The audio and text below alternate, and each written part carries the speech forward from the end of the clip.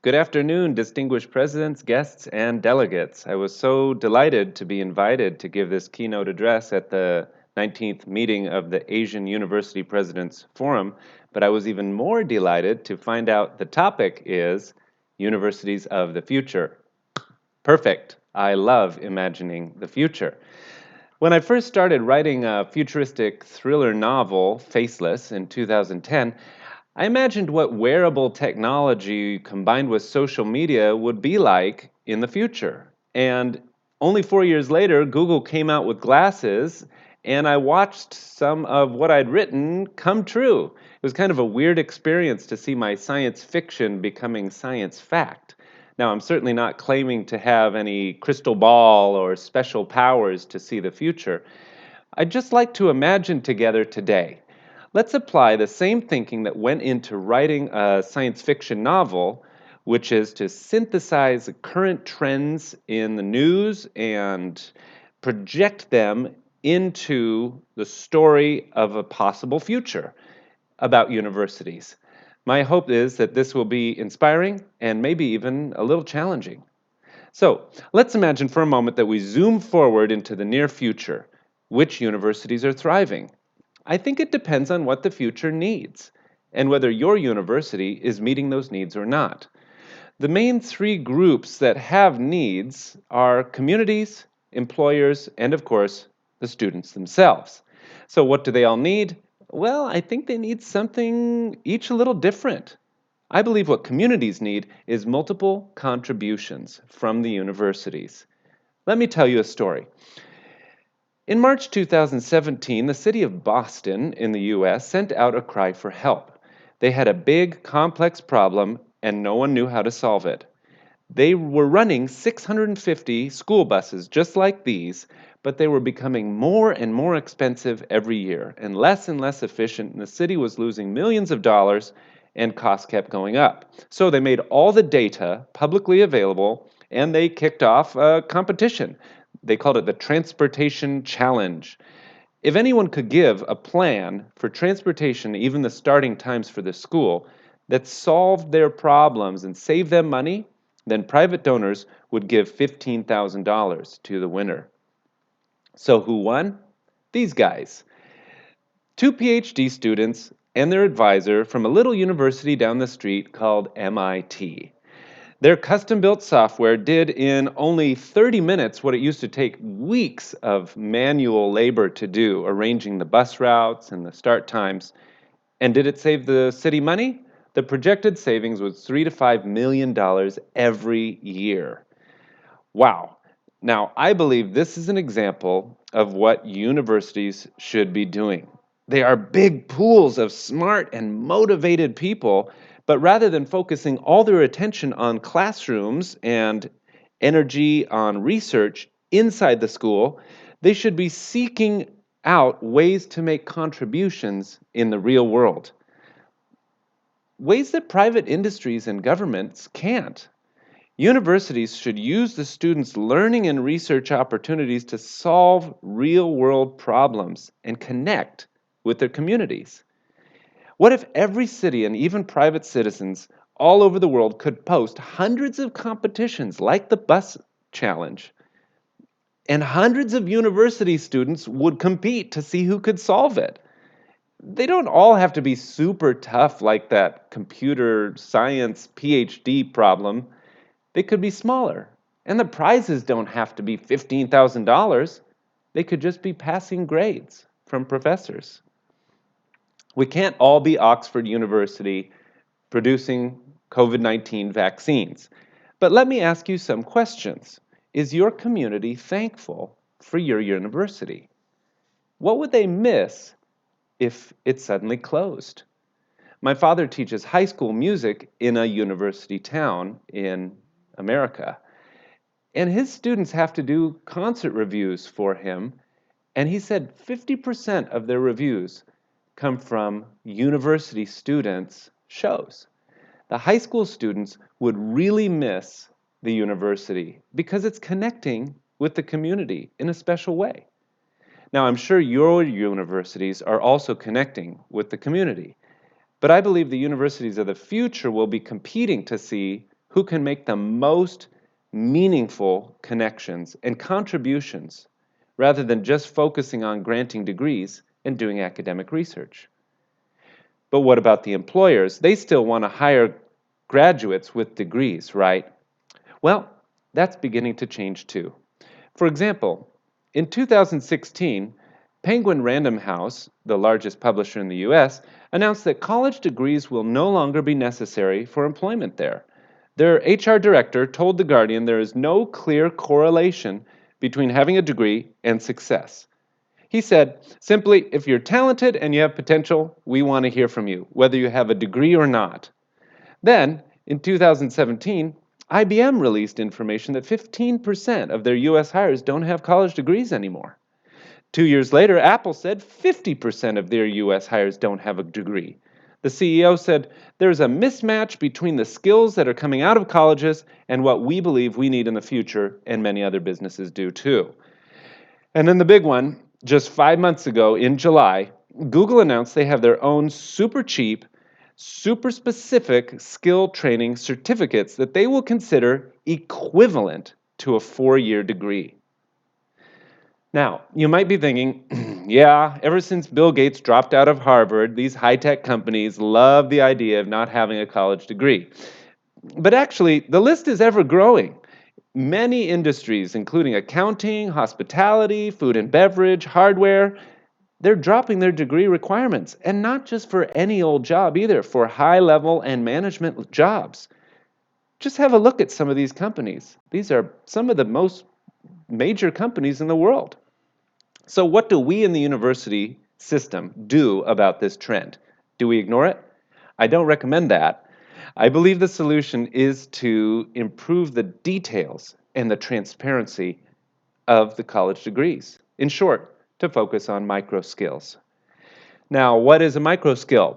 I won't go into all the background about the term, but it originated in counseling training and was originally called microteaching back in the 1960s and 70s. Since then, linguists such as John Mumby have used it to describe all the little things you need to do for a big skill like reading. I think this is the future. For example, when I was a student, I took a communication class. I got an A, and it's now on my transcript as something I know. So does that mean I'm a good communicator? Well, I think we all know about the 3 assumptions regarding college degrees.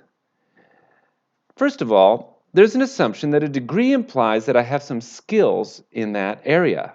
But we all know there's a wide range of students graduating with a really wide range of skills. Some are way better than others, and they all got the same degree. And secondly, there's an assumption that if someone passed a class, that means that they have mastered a subject. But we all know just having an international business course in my degree doesn't mean I can now go out and do international business. And thirdly, and this is the one we all need to be careful of, there's an assumption that if I talked about something in a lecture, the students now all know it. But actually, there's a high likelihood they didn't learn it at all, and you won't know until you check. So let's contrast that communication class for a moment with this guy. This is David J.P. Phillips, and he teaches communication and public speaking, and he's broken it down into a bunch of micro skills. Would you like to guess how many? Go ahead. Guess how many micro skills go into communication. Now, if you guessed 100, you were pretty close. 110, and there's the list. These are things so specific like nervousness and swaying. I haven't taken the course, but I imagine he's teaching you not to sway when you're nervous. There's also body language, how to use your eyes. Wow, that's a big one. I could imagine there's even micro skills for that. And just one example, how to use language to build to a climax. Now, think of yourself as an employer. If I apply for a job at your university, would you like to see just my degree? Or would you like to see my transcripts? Or how about a complete list of every micro skill I have? I'll bet you'd be pretty interested to at least browse it. So I'm convinced this is why Google is counting their certification as equivalent to a 4-year degree, even though it takes only about 6 months to complete. They know these trainings contain all the micro skills that they want their employees to have. The reason so many companies are now saying college degree optional is they need real skills right down to the most specific level, like can you look a customer in the eye and express empathy? That's a micro skill. College degrees typically don't offer that level of specific training, or at least not that level of transparency. So this is probably an even bigger topic than making contributions to your community, but I'd still like to ask you a question. What are your university and teachers doing to keep up with the micro skills trend moving into the future? Because if the employers are already asking for that, it's only a matter of time before the students will be too. And that brings us to our final area of imagination. What do the students need? I'll summarize it in one word: mentorship. What that means is one-on-one FaceTime with teachers, not one on 800, one-on-one. And here's a picture of one of my best mentors, my dad, when I was in university many years ago. Lectures and textbooks and content and all of that is so readily available online. What's even the point of having a university where all these people get together? Well, I think it's become painfully clear to us during this pandemic, we need human interaction. From the time we were born, the way we learn best is with somebody, emulating them, becoming more like them. Teachers need to be role models, not of having brains full of facts, but examples of real people living, breathing, struggling, achieving, laughing, crying, wondering, doubting, and especially learning together with the students. If you think about it, you are who you are today because of the relationships with the people you knew well. Your parents, your friends, your colleagues, your bosses, your neighbors. These were your mentors. Were any of them university teachers? Some of mine were. There's these things called massive online open courses, MOOCs. They already have over 100 million students, and that's just in the top 5 platforms. They are projected to grow 29% per year for the next 5 years. I think we can say that these platforms are here to stay. So, can you imagine a world where all the lecturing and instructing and input was handled by the computer and individual study on websites like that? Does that sound terrible? But just think about how that would free teachers so their full-time jobs were getting to know their students. Sounds overwhelming, especially if you're a little introverted like me, but that's where the real learning can happen. I do some work as an executive coach sometimes, where I meet with high-level business owners and managers from profit and nonprofit organizations. I just help them think through solutions to problems that they bring. I don't ever prepare any content because their lives are the content. I had one client bring a tough problem he was dealing with, and I listened and asked a few questions, and after 10 minutes he said, "This has been so helpful. I almost don't need the rest of the session. I know what I've got to do." 10 minutes?